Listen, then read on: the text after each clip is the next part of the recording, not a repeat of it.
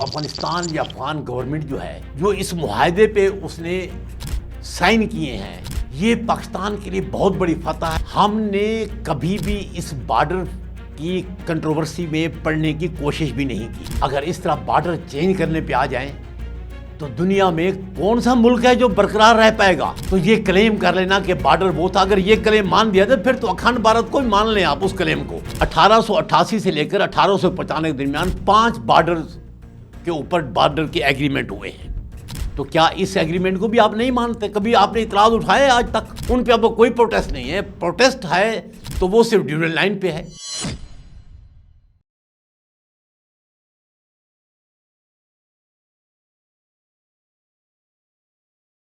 दोहा मुआहदे के बाद एक और पॉइंट सोशल मीडिया पे ट्रेंड बन रहा है, और उस ट्रेंड में अफगानिस्तान के सरहदी अमूर के वज़ीर और कुछ और ऑफिशियल की स्टेटमेंटें हैं कि चूँकि हम पाकिस्तान और अफगानिस्तान के दरमियान जो बॉर्डर है, ड्यूरल लाइन है, हम उसको लीगल स्टेटस या लीगल बॉर्डर अपने दरमियान नहीं मानते, इसलिए मुआहदे के अंदर लफ्ज़ बॉर्डर नहीं होना चाहिए, बल्कि 2 कंट्री के दरमियान पीस एग्रीमेंट की बात होनी चाहिए। लोग इसको रॉन्गली इंटरप्रेट कर रहे हैं, हर बंदा इसको ट्विस्ट करने की कोशिश कर रहा है। मैं ये समझता हूं कि इस वर्ल्ड को, बॉर्डर को कंट्री के साथ रिप्लेस करने में कोई फ़र्क नहीं पड़ता। ये अगर आप देखें तो अफगानिस्तान या अफगान गवर्नमेंट जो है, जो इस मुआहदे पे उसने साइन किए हैं कि उसकी सरजमीन पे कोई भी पाकिस्तान मुखालिफ दहशतगर्द न रहेगा, न ऑपरेट करेगा, ये पाकिस्तान के लिए बहुत बड़ी फतह है। और तालिबान के स्पेशली ये दहशतगर्द टोले जो हैं टीटीपी टाइप, या उनके स्पॉन्सर जो तालिबान की सफ़ों में बैठे हुए हैं, या इंडियन जो उनको फिनेंशियली और पॉलिटिकली बैक कर रहे हैं, उनके लिए एक अल्टरनेटिव सेटिस्फाइंग नैरेटिव दिया गया है और कुछ नहीं है। वरना पाकिस्तान कोई एक्सपेंशन करने वाला कंट्री नहीं है, उसके कभी नज़रियात नहीं रहे। हमने अपने किसी हमसाये की ज़मीन को कभी भी एनक्रोच नहीं किया। इवन इस दौरान भी हमने जो अफ़गानिस्तान की पोस्ट कैप्चर की हैं, वो भी इस मुआहदे के बाद अगर हमें गारंटीज मिल जाती हैं कि हमारे दरमियान, उनके दरमियान अफ़गान गवर्नमेंट, अफ़गान फोर्सेस खुद नो मैन लैंड बना सकेंगी बफर जोन के तौर पर, तो हम शायद ये पोस्ट भी खाली कर दें। अदरवाइज हमने कभी भी इस बॉर्डर की कंट्रोवर्सी में पड़ने की कोशिश भी नहीं की। भाई ये पिछले 78 साल से पाकिस्तान और अफगानिस्तान के दरमियान चला आ रहा है, और 78 सालों में वो ज़हर शाह हो, वो दाऊद हो, वो बब्र कारमल हो, वो नूर मोहम्मद तरकाई हो, वो डॉक्टर नजीबुल्लाह हो, वो तालिबान की पहली गवर्नमेंट हो, वो करज़ाई की गवर्नमेंट हो, वो अशरफ गनी हो, कभी किसी ने दुनिया के किसी नेशनल इंटरनेशनल फोरम के ऊपर, रीजनल फोरम के ऊपर इस बॉर्डर के तनाज़े को, डिस्प्यूट को एज ए डिस्प्यूट पेश नहीं किया। तो फिर इसकी क्या लीगल वैल्यू है? बाज़ औक़ात जब मैं हिस्ट्री की तरफ नज़र डालता हूँ ड्यूरल लाइन के साथ तनाज़ुर में, तो मुझे इस बयाने में सम टाइम हंसी भी आती है। ये क्लेम किया है कि ये ड्यूरल लाइन जो है, ये तो अंग्रेज़ों के साथ हुआ था, पाकिस्तान जब बन गया है तो पाकिस्तान के साथ तुम्हारा ये मुआहदा नहीं है। अल्लाह के बंदो, आप इंटरनेशनल लॉ का लॉ ऑफ सक्सेशन पढ़ें, इंटरनेशनल की लॉ ऑफ ट्रीटी 1961 पढ़ें, जेनेवा कन्वेंशन जो है, वो बताते हैं कि जब कोई नई स्टेट वजूद में आती है तो वो पुराने मुआहदे जो होते हैं, उनके पुरानी हुकूमतों के माल को वो बरकरार रहते हैं, वो चेंज नहीं होते।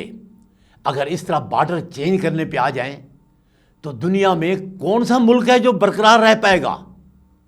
तमाम दुनिया के बॉर्डर चेंज होने पड़ेंगे, क्योंकि हर 50-100 साल बाद कहीं ना कहीं किसी न किसी रीजन में, किसी न किसी मुल्क में, या मुल्क कहीं कोई इलाका खोता है, या कोई कब्जा करता है, कोई मुल्क ख़त्म होता है, कोई मुल्क वो दूसरे में मर्ज होता है। इससे बॉर्डर चेंज होते रहते हैं। तो ये क्लेम कर लेना कि बॉर्डर वो था, अगर ये क्लेम मान दिया तो फिर तो अखंड भारत को भी मान लें आप उस क्लेम को, क्योंकि इंडिया भी कहता है कि काबुल नहीं, बामियान तक हमारा इलाका था, हमने कैप्चर किया गौरी के दौर में या गजनवियों के दौर में, बाकी था अफगानिस्तान इंडिया का हिस्सा। तो अफगानिस्तान उसका शामिल होगा, क्योंकि अफगानिस्तान का अपना वजूद तो 1747 के बाद हुआ है, उससे पहले तो वजूद ही नहीं था। एक और मुझे हंसी आई, चंद मैं आर्टिकल देख रहा था, स्पेशली बयानात जो सरहदी वजीर के हैं अफगानिस्तान वाले के, वो कह रहे थे कि अटक तक किला हमारे पास है, हम शायद खुद बाई फोर्स वापस ले लें, अटक ब्रिज तक। मैं अर्ज करना चाहूँगा कि अपनी अफगानिस्तान की कोई तारीख दिखा दो जब अफगानिस्तान अटक के पुल तक पहुँचा हो। अफगानिस्तान के जो डी फैक्टो रूलर चंद रहे हैं, वो तो पिशावर दुशहरा तक के एरिया में रहे हैं, उससे नीचे तो गए नहीं है वो। तो आप अटक तक कैसे पहुंच गए मेरे भाई? दरिया सिंध तक आप कैसे पहुंच गए हैं? आपके जो रूलर जो है, ये बेसिकली एक आपकी आउटपोस्ट हुआ करती थी अफगानिस्तान की, और ये आउटपोस्ट जो है वो ना सिखों के सामने उनका हमला रोक सकी थी, ना अंग्रेजों का हमला रोक सकी थी, ना